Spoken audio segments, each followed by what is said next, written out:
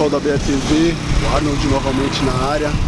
Hoje a gente vai, digamos que, dar continuidade àquele quadro que fizemos com Adam Abbas, referente a recursos ergogênicos. Surgiram muitas dúvidas relacionadas com o pessoal aí com dúvidas sobre hormonizar, não hormonizar, sobre melhor idade. Então eu fiz um apanhado das perguntas e eu marquei hoje aqui com o Adam, aqui na Spirit Fit. Inclusive ele já chegou, está um pouco atrasado. E ele vai nos tirar essas dúvidas aí. Então a gente vai debater um pouco mais, fica ligado que o assunto é muito bom e eu tenho certeza que vai te prender. Vamos lá?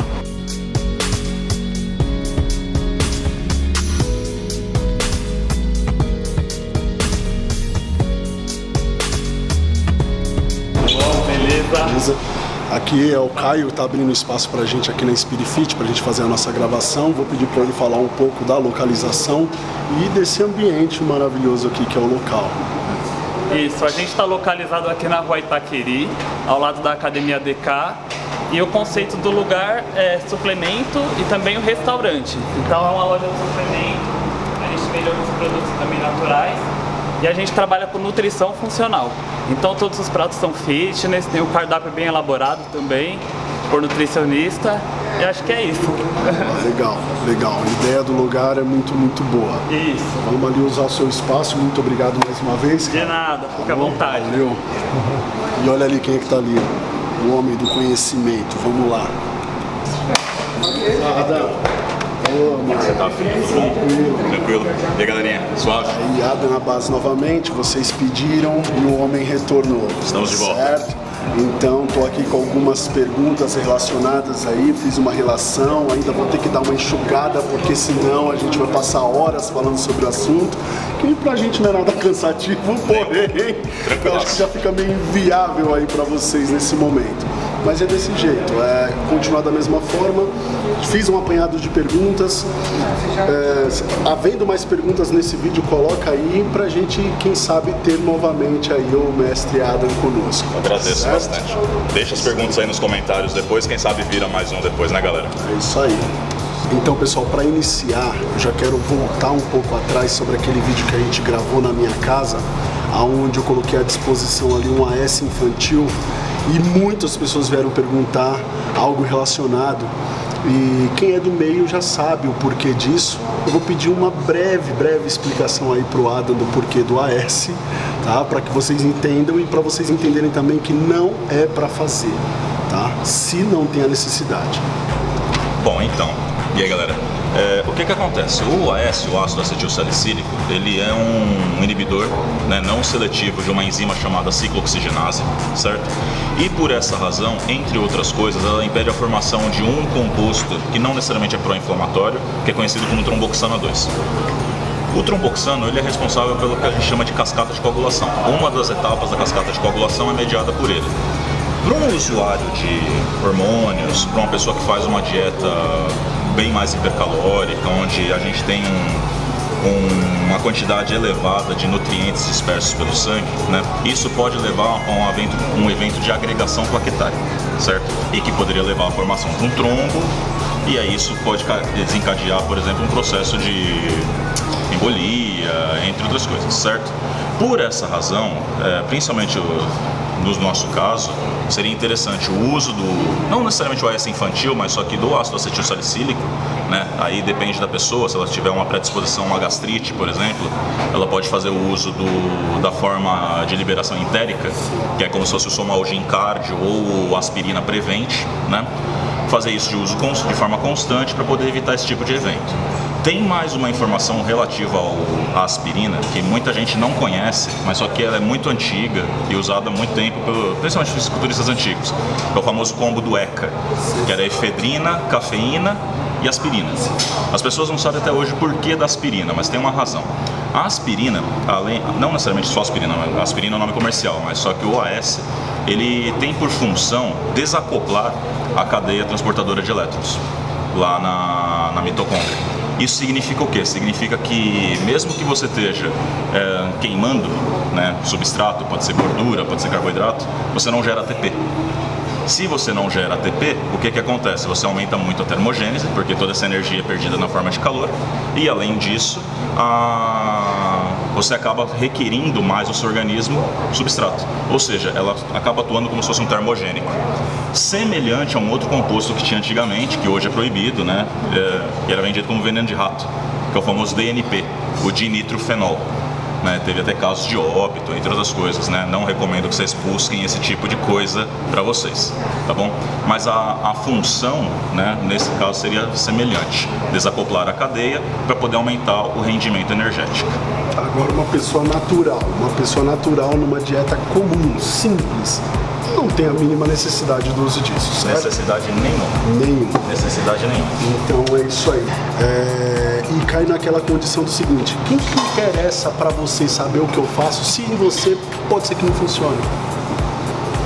E os caras querem porque querem saber. Pois é, aí entra aquela questão, por exemplo, quem, olha o que eu faço, né? Porque eu costumo relatar normalmente, de forma aberta, todos os meus protocolos, né?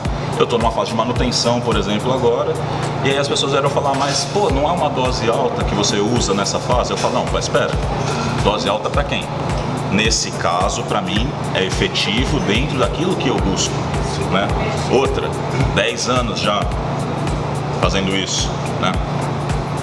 2 troféus de campeão já guardados em casa, né? Preparador de N atletas, ou seja, já tenho um know-how de como trabalhar em cima disso, né?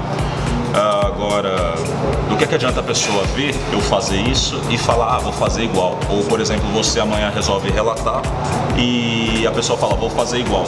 Se não tem o mínimo de sentido fazer igual, não tem sentido fisiológico, não tem sentido bioquímico. Aí eu já vou encaixar nisso aí, por exemplo, para uma pessoa dessa, em termos de frustração, certo? De frustração, porque é isso, que o cara acha que os caras acham que existe a fórmula mágica, existe a receita, não vou juntar isso com isso e acabou, vai dar nisso. Tem a pílula. Entendeu? Os caras acham isso aí. Então assim, essas pessoas, eu recomendo que é duro falar isso, né? Mas a gente tem que também saber aceitar as nossas limitações. Eu aceitei que, por exemplo, eu não tenho nível para poder ser um campeão, sei lá, nível internacional.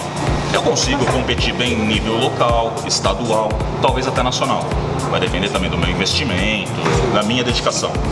Agora, às vezes para a pessoa que é uma pessoa recreativa, né, acho que é legal ela aceitar a si mesma, ela tem um certo limite, que é o que se torna saudável para ela, algo que ela consegue manter, né, e se sentir bem consigo mesmo. Eu queria ser igual ao Rafael Brandão. Eu posso ser igual ao Rafael Brandão? Não é bem assim. Não é bem assim. Aquela história de que todo mundo pode ser grande, né? Até certo ponto, sim. A partir dali, não. Verdade. Legal. Uma pergunta que foi muito recorrente foi o seguinte: homens está me perguntando. Sim. Testosterona pode me fazer mal? Homens. Falando em homens. Aí eu já queria que, assim, dentro disso aí, que você me dissesse mais ou menos, não sei se dá pra precisar, a produção de testosterona de um homem e de uma mulher, né? E aí fazer essa correlação no homem, o que seria, na mulher, o que seria. Tá. Bom, o que acontece? A testosterona é um hormônio que ela é necessário para ambos os sexos, né?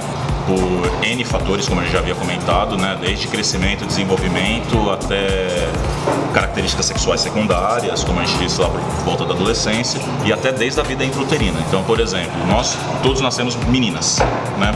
É devido à testosterona da mãe, que ativa o cromossomo Y durante a vida embrionária, que nós nos tornamos homens, né? Homens geneticamente, certo? Então, mal, não necessariamente ela faz mal, né? Eu falo que a gente sempre tem que avaliar o hormônio como um medicamento, certo? E como todo medicamento, existe o que a gente chama de janela terapêutica, certo? Se a gente pensar que esse tipo de medicamento ela tem uma faixa muito ampla, né, dificilmente você vai ter efeitos deletérios. E deletérios aí eu digo realmente que podem levar mal à vida, né, podem colocar sua vida em risco. Por exemplo, falência de um órgão, entre outras coisas. O que você pode apresentar são chamados efeitos adversos, e isso a gente conhece dentro da farmacologia.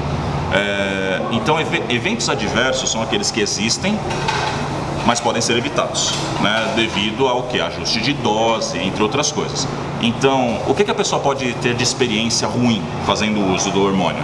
Como eu já disse, acne androgênica, alopécia, no caso das mulheres, o hirsutismo, né, o desenvolvimento do trato geniturinário, né, ou seja, pode ocorrer a hipertrofia do clitóris, entre outras coisas, certo? Agora, fisiologicamente, não necessariamente pode fazer mal. Existe uma coisa que a gente tem que deixar muito claro, né? Em ambos os sexos, né, ela é necessária, porém o excesso, né, tem repercussões diferentes. No caso das mulheres, por exemplo, o uso excessivo de andrógenos pode levar ao que a gente chama de resistência insulínica. Então, uma mulher que acha que vai secar mais fácil porque está fazendo o uso de esteroide, está justamente dando um tiro no pé. Justamente porque ela acaba se tornando mais resistente à ação da insulina, certo? Se você se torna mais resistente à ação da insulina, é fácil perder peso? Não, porque você daí não tem contrarregulação com outros hormônios que são importantes para esse processo de regulação, como por exemplo leptina, como por exemplo grelina, certo? Além disso, a gente tem todo um desbalanço no nível de sistema nervoso, né, dos centros de fome. Então a pessoa pode se tornar compulsiva. Justamente por quê? Porque ela não tem captação de nutriente. Já no caso do homem é diferente. A gente sabe que no homem os hormônios podem aumentar a sensibilidade à insulina, né? Então, assim, mal do ponto de vista, como eu falei para você, de risco à vida, não. Mas de qualidade de vida pode ter algumas complicações. Sobre o que você falou de efeito adverso na mulher, o que passa e o que fica? Olha, tudo pode ser permanente. Tudo pode ser permanente. Tudo pode ser permanente. É interessante frisar isso. Tudo pode ser permanente. Acha que naquele momento e não, depois... Não, tudo pode ser permanente. Uma das coisas que tem que é mais comum a gente perceber que é persistente é a hipertrofia das cordas vocais. Então a mulher acaba ficando com a voz mais grossa, certo? Agora, alguns outros fatores, por exemplo, a questão da alopécia mesmo, a queda de cabelo, ela acaba sendo revertida depois de um bom tempo, né? A própria resistência à insulina acaba sendo revertida também. Lógico que as estratégias não são tão simples assim, né? Mas, por exemplo, órgãos androgênicos, por exemplo, como eu falei, o clitóris, em alguns casos eles não revertem, então a mulher acaba tendo que passar por um tipo de cirurgia, caso ela queira voltar ao normal, vamos dizer assim, né? E isso é o que a gente citou no vídeo passado, né? São agressões que a maior parte das pessoas não se importam, né? Justamente por não ter esse tipo de tato com o seu cliente, seu paciente. Visto dessa forma, assim, de uma forma geral, que assim, pra gente encerrar aqui e deixar o assunto para um próximo vídeo, eu quero que você me diga a sua opinião sobre se há insalubridade no bodybuilding, se o bodybuilding é um esporte insalubre ou não, ou pode ser ou não pode ser. Como que é isso aí, na sua ótica? Cara, bodybuilding pode ser muito insalubre, vai depender da abordagem como você quer ter. Então, se você quer ter uma dieta restritiva, né, quer resultados rápidos, com certeza ele vai se tornar muito insalubre, porque a tendência é quanto mais tempo você permanece em restrição, maior a chance de você desenvolver compulsividade. Então, vamos dizer assim, que você tem um rebote, né?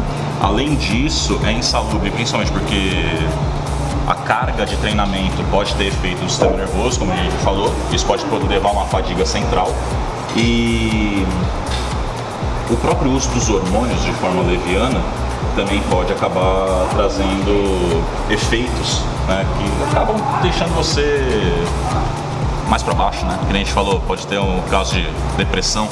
Se a pessoa já tem uma tendência a ter uma depressão, fazer uso de alguns hormônios pode ser um agravante? Pode. Então, tudo vai depender de como vai ser a sua estratégia dentro do esporte. O esporte é para ser longevo, né? A maneira como as pessoas o tratam é que vai fazer a diferença. Todo esporte deveria ser saúde, mas só que quanto mais a fundo você vai, quanto mais rendimento você quer ter, mais insalubre ele se torna. E se tratando de competição, com certeza, onde vale tudo. Exatamente. Aí a gente não precisa falar só de bodybuilding, não, né? Não, jamais. A gente pode falar de qualquer esporte. Verdade. Só ver o caso mais famoso, né? Sim. O Lance Armstrong. Isso. Né? Isso. Como já falei pra vocês no vídeo passado, né? Assistam o Ícaro, é um documentário muito bom, vale a pena vocês assistirem. Beleza? É Legal. Ó, a gente vai encerrar, pessoal, porque é muito assunto e as perguntas agora já ficaram um tanto quanto mais técnicas, da forma como eu gosto, da forma como eu quereria sempre, né? Como eu gostaria sempre. Mas a gente sabe que o público, nem todo mundo tem essa assimilação assim, até mesmo por não ter prática, né, e tal, ou simplesmente curiosidade.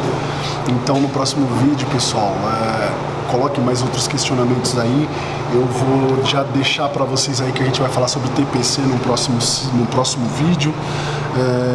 Tem uma questão muito interessante sobre genética, em avaliar circunferência de punho e canela para dizer se o cara pode ser um monstro, digamos assim, ou não. Então já é algo interessante pra gente para um próximo vídeo. E aí nesse momento eu quero bater um papo aí com o Adam sobre as possibilidades sobre mim, né? Ele sabe que eu tô assim, tô sendo assessorado nesse momento pelo Levi, é alguém que ele conhece também, então te falar a realidade sobre competição é algo que, por essa bagunça dessas federações, tudo aquilo que a gente vê, eu vi agora um estreantes ali, as pessoas tratadas da forma como são tratadas, e os caras falam que não tem um fim lucrativo, e o negócio é daquele jeito, aí você fala, né, tão caro custa cada um pra estar ali, tão caro custa pra você assistir e ser tratado daquela forma, aí você fala, que amparo, cara, qual que é sei lá, com o tesão que o cara tem realmente, fala, não, eu vou subir, eu vou, entendeu? Então, assim, pra falar a realidade pra você hoje, por conta dessa questão mesmo de aparência, com ar, uma das coisas que eu pensei em fazer, uma das coisas que eu já pensei em fazer, é de fazer uma caracterização em shape e tentar fazer como guest pose de 1975 que ele fazia, fazer coisas desse tipo, entendeu? Porque já seria abrangente a diversas federações e tal, porque se eu for focar numa, tem que ser Classic Physique mesmo, assim, pela minha, né? Isso mesmo. Mas, cara, a realidade mesmo de você catar e falar assim, mano, até mesmo porque é um investimento, tudo isso, né, que a gente tem que fazer e tal, e pra você subir e o reconhecimento depois daquilo ali e tal, né? Então, assim, queria saber de você o que você acha, olhando assim pra mim, se você acha que existe essa possibilidade, assim, até mesmo se fosse pra competição. Cara, se você fosse competir hoje, até por você ser uma pessoa bem alta, né, ter um porte legal, com certeza Classic Physique é uma categoria na qual você com certeza se encaixaria muito bem, teria boas chances de competir. Seria legal você trabalhar muito essa questão da linha clássica, que nem o próprio Arnold mesmo, né? E só que assim, a gente precisa avaliar pontos como, por exemplo, o peso, né, que você teria que bater, como é que está seu percentual de gordura, né, para ver se você pronto, vamos dizer assim, ficaria da maneira como a gente gostaria, né? Porque é muito bonito o shape de off, mas como será que o shape vai responder, né? Esse que é o ponto. Eu acho que assim, você pode fazer uma preparação, uma simulação de preparação, essa é a ideia. Chegar num percentual de gordura baixo, por exemplo, uns 8%, que já é legal, principalmente para essa linha mais clássica. E aí a partir dali você fala assim, opa, vale a pena? A partir daqui eu posso pensar em pisar no palco. Você entendeu? E aí sim, com certeza, vai ser uma Classic Physique, você pode competir pela NPC, por exemplo, tá chegando. A gente tem, dentro da NABA, a gente tem características, tem categorias que são semelhantes também e que você poderia se encaixar. Eu acho que você tem assim um leque muito grande de opções e que você pode aproveitar isso, com certeza. Com certeza. Mas na verdade o que acontece, né? Pra gente que tem uma altura um pouco mais, mano, tudo é mais difícil, né? Tudo é mais difícil. É mais complicado você fazer um cara de 1,90 m ficar giga do que um cara de 1,70 m, do que um cara de 1,50 m, né? Bodybuilding é um esporte de ilusão, cara. A realidade é essa. E é assim, porque os campeões sempre seriam os mesmos, com recurso ou sem recurso. É aí que vem a questão da genética que a gente fala, entendeu? O campeão sempre vai ser o mesmo. Se você pegar dois caras que estão lá na mesma categoria, usando as mesmas coisas, usando as mesmas doses, comendo igual, treinando igual, o que vai diferenciar os dois? A genética. Se não tivesse nada disso, só tivesse a genética, aquele da melhor genética venceria. Isso a gente chama de potenciais. Esses caras estão lá em cima no Mr. Olímpia, no Mr. Universo, né? Por isso que eu falei, eu tô conformado em ser um bom competidor local. Então, pessoal, a gente vai encerrar agora o vídeo para não ficar também tão extenso. Como eu já falei para vocês, aí a gente vai ter aí um assunto relacionado à TPC, à genética. Eu tenho ainda outras questões aqui que não foi possível responder nesse momento, mesmo porque ia ficar muito longo. Mas continua da mesma forma, coloca aí seus questionamentos, a gente volta, tá? Vamos ver aí se a gente consegue firmar aí o Adam para pelo menos uma vez na semana a gente ter esse quadro falando dessa forma, porque pelo conhecimento, cara, eu acho que vale muito a pena, independente de ficar longo ou não o vídeo, eu acho que vale muito a pena, porque é muita informação e coloca na sua cabeça aí também aí que a gente não está de forma nenhuma reprimindo, a gente está só apontando os fatos reais, né, disso aqui, né, do que fazemos, do como somos. E aí eu vou pedir pro Adam dar uma palavra aí. Galera, eu queria agradecer de novo a oportunidade, queria agradecer você, Arnold, obrigado de verdade, queria agradecer a galera da AB por essa oportunidade também, né? A gente tá fazendo esse pelo menos um quadrinho de vez em quando, né? É um programa que eu já gravava antes, eu fico muito feliz de poder fazer isso de novo agora, porque, como eu sempre falo pra todo mundo, eu sou professor e eu gosto de ensinar, eu gosto de falar. E... bom, acompanha, né? Pode continuar acompanhando lá no Insta. Agora meus próximos projetos são basicamente o Arnold Classic, que eu tenho alguns atletas competindo.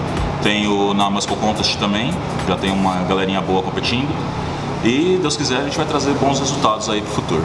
Legal, isso aí a gente vai querer ver. Fechou então? A gente vai querer ver. Irmão, satisfação, velho. Muito obrigado.